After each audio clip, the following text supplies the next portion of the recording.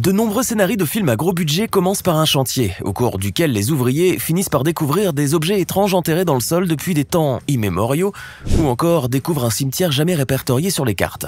Après tout, rien de bien surprenant si l'on veut créer une atmosphère morbide dès le début d'un projet cinématographique. Cependant, ce genre de fait n'arrive pas qu'au cinéma et aujourd'hui, nous vous en donnons la preuve. Découvrez ainsi 12 découvertes absolument surprenantes qui ont été faites lors de projets de travaux à travers le monde. Sortez vos pelles, vos brosses et vos tenues d'archéologue, on part à la découverte des secrets de l'histoire.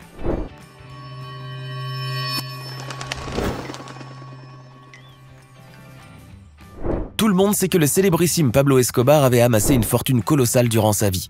Cependant, peu de gens savent qu'il avait également l'habitude de cacher cet argent dans ses différentes propriétés. Ainsi, lorsque la maison de Miami Beach, l'une des anciennes propriétés acquises en 1980, fut démolie, les ouvriers furent surpris de découvrir un coffre-fort d'environ 60 cm de côté et pesant près de 280 kg, enfoui sous le sol de la maison. Le nouveau propriétaire avait acquis cette maison en 2014 et avait décidé de la faire démolir afin de faire construire une nouvelle propriété, et pourquoi pas trouver quelques trésors laissés par El Patron. Et il avait vu juste. Cependant, il n'a pas eu de chance car le coffre-fort a disparu. Ce dernier a vraisemblablement été volé avant même que le nouveau propriétaire ait pu découvrir ce qu'il contenait. Le plus insolite, c'est qu'il s'agissait du deuxième coffre-fort trouvé par des ouvriers 10 jours seulement après la découverte d'un premier. Et si vous voulez un jour trouver un trésor vous aussi, n'oubliez pas de mettre un pouce bleu sous cette vidéo, de vous abonner à la chaîne et d'activer la cloche pour recevoir toutes les notifications et ne rien rater de nos prochaines publications. On continue. C'est au sud de l'Espagne, près de la ville de Séville, que des ouvriers sont tombés sur un trésor d'une valeur inouïe pendant qu'ils installaient des tuyaux dans un parc. 600 kg de pièces de monnaie romaine dans un état particulièrement bien préservé. Les pièces de bronze ou d'argent ont été retrouvées par milliers, cachées dans 19 vases antiques qui étaient enterrés. Selon les responsables du patrimoine de la région, il s'agit d'une découverte historique sans précédent.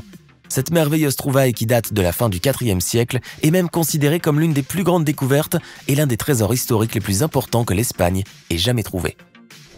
Tomber sur un œuf d'oiseau dans la nature est sans doute quelque chose de merveilleux, mais que dire lorsqu'il s'agit d'un œuf de dinosaure? Cela peut vous paraître insensé, mais des œufs de dinosaures il en existe encore. C'est à Heiwan, une ville au sud-est de la Chine, que se trouve un grand nombre d'œufs de dinosaures fossilisés. En 2015, 43 œufs de reptiles préhistoriques fossilisés ont été trouvés dans cette ville par des ouvriers qui travaillaient sur un chantier de réfection de la voirie. Les œufs avaient une taille allant de 10 cm à 13 cm de diamètre et 19 d'entre eux se trouvaient dans un bon état. Mais si les œufs de dinosaures sont répandus dans cette région et se trouvent en parfait état de conservation, c'est grâce à une couche de grès rouge qui se trouve sous le sol de la ville.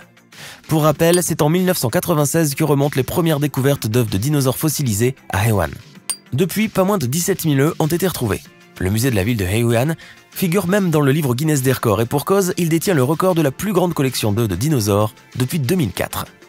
Lewis Shaw, un ouvrier anglais, était en train de détruire la cheminée d'une ancienne maison lorsqu'il a découvert par hasard une lettre destinée au Père Noël qui avait été rédigée en 1943. La lettre se trouvait là depuis plus de 70 ans. Touché par cette lettre enfantine, Lewis Shaw et son équipe ont décidé alors de retrouver son auteur, un certain David Haylock, qui n'était qu'un petit garçon à l'époque. La tâche était loin d'être aisée, mais grâce à une campagne lancée sur les réseaux sociaux, #FindDavid, ils ont fini par retrouver le destinataire mystérieux. Mieux encore, ils ont décidé de lui offrir les cadeaux qu'il avait demandés dans sa lettre. Des petits soldats et des indiens, des chaussons, des craies, des crayons, etc. Après avoir passé des décennies à attendre, David Haylock a donc fini par recevoir tous ses présents, à l'âge de 78 ans. Voici une découverte qui va sans doute vous faire prendre vos jambes à votre cou. Des ouvriers brésiliens ont vécu un véritable cauchemar alors qu'ils étaient occupés à casser une dalle de béton.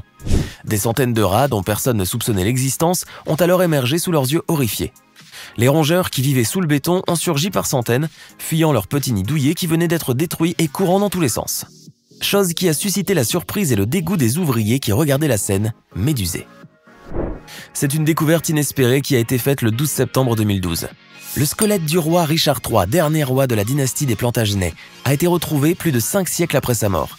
Décédé le 22 août 1485 lors de la bataille de Bosworth, le roi Richard III avait régné sur l'Angleterre pendant environ 2 ans, de 1483 jusqu'à sa mort. Son squelette a été retrouvé sous un parking de la ville de Leicester, en Angleterre. Le squelette complet de ce roi a été identifié grâce à des analyses génétiques qui ont été pratiquées par une équipe de chercheurs de l'université de Leicester.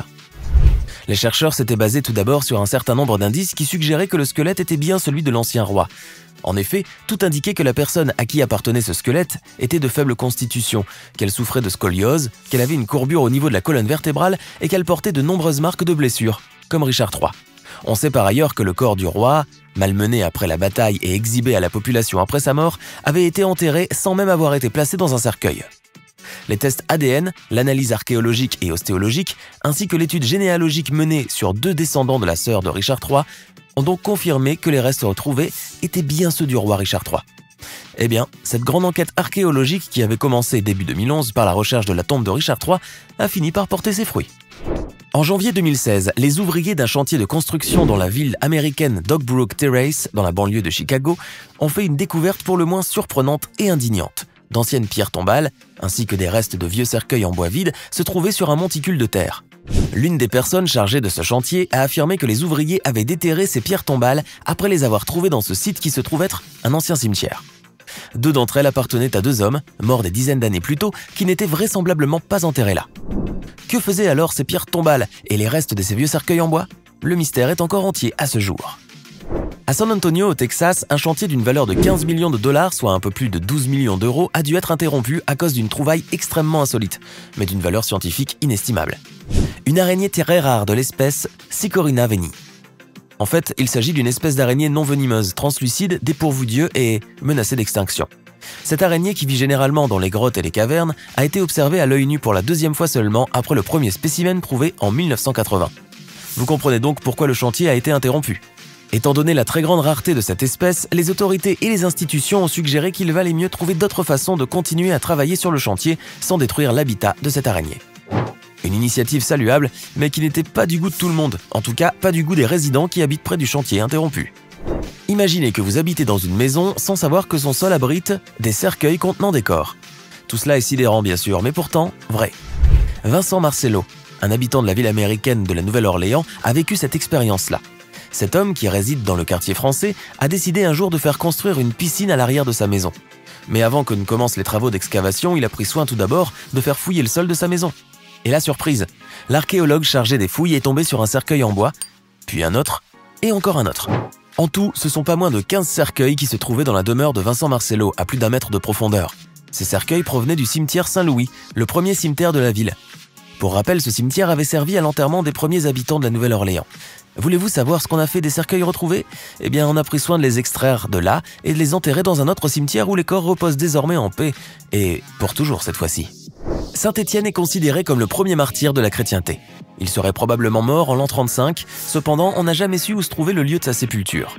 Ce n'est qu'en 2014 que l'on a enfin découvert qu'elle existait sur le site archéologique de Khirbet el-Tireh, dans les environs de Ramallah, en Cisjordanie. Les fouilles avaient été menées par une équipe d'archéologues dans le cadre d'un projet porté par l'université palestinienne Al-Quds de Jérusalem. Elles ont permis de découvrir les vestiges d'un monastère et d'une grande église byzantine datant du VIe siècle et qui aurait été érigée en l'honneur de Saint-Étienne. L'église comportait des cryptes intactes, de nombreuses inscriptions, des mosaïques colorées ainsi qu'une importante collection de lampes et de vitres, entre autres. Avez-vous déjà vu un anaconda géant qui mesure 10 mètres de long pour 1 mètre de diamètre et qui pèse 400 kg? Cela peut vous paraître bien impressionnant, toutefois il existe bel et bien une vidéo qui montre un anaconda de ce gabarit, attaché à une chaîne sur une dépanneuse. Les images ont créé le buzz sur la toile et suscité une vive curiosité chez les internautes, mais aussi l'intérêt des médias. On a pu apprendre alors que le serpent géant avait été découvert au Brésil par des ouvriers qui travaillaient sur un chantier d'Altamira, au nord du pays. Cependant, malgré les images impressionnantes et virales du serpent qui ont de quoi donner la chair de poule, tout cela n'est pas vrai. Évidemment, d'abord, le serpent n'a pas été découvert sur ce chantier d'Altamira et c'est l'entreprise chargée des travaux qui a publié un démenti à ce sujet. Le serpent aurait été trouvé au beau milieu d'une autoroute à Mato Grosso. Et puis sa taille serait estimée à environ 7 mètres seulement. Toutefois, si l'animal paraît tellement géant sur les photos et sur la vidéo, eh bien c'est le résultat d'un photomontage et d'un effet de perspective. La prise a été faite de manière à ce que l'angle augmente la taille du serpent. Voilà, morale de l'histoire, il ne faut pas toujours croire aux histoires qui font le buzz sur internet. C'est en creusant dans un jardin au centre-nord du Vietnam que des ouvriers ont eu la surprise de découvrir une immense bombe qui n'avait pas explosé. La bombe, qui mesurait quelque 2,5 mètres de long pour un diamètre de 0,6 mètres, pesait à peu près 1,3 tonnes métriques, ce qui en fait la plus grande bombe jamais déterrée dans cette région. Elle se trouvait à environ 2 mètres de profondeur. Bien sûr, il n'était pas question de laisser cette bombe là où elle a été trouvée. Elle a donc été nettoyée avant d'être acheminée par des officiers de l'armée vers une zone militaire spéciale pour y être neutralisée. Ce genre de découverte arrive malheureusement assez régulièrement dans les zones habitées et qui ont connu par le passé un conflit armé. On pense notamment aux régions de l'Alsace-Lorraine en France, mais également dans de nombreux pays arabes, asiatiques ou encore africains. Si dans de nombreux cas ces découvertes n'entraînent aucun blessé, il arrive cependant que les choses évoluent bien différemment. Heureusement donc pour Van Van Nguyen, qui a fait la découverte de cet impressionnant vestige dans son jardin et pour qui l'histoire s'est bien terminée. C'était 12 découvertes qui ont été faites lors des fouilles ou durant des travaux de construction ou de démolition. Laquelle de ces trouvailles vous a le plus surpris ou émerveillé? Connaissez-vous d'autres découvertes importantes qui ne figurent pas dans cette liste? Laissez-nous vos réponses dans les commentaires. Hey! Savez-vous que nous avons des centaines d'autres vidéos disponibles pour vous? Commencez immédiatement une nouvelle vidéo en cliquant sur l'une de ces deux propositions et à demain, même heure, même chaîne pour de nouvelles découvertes.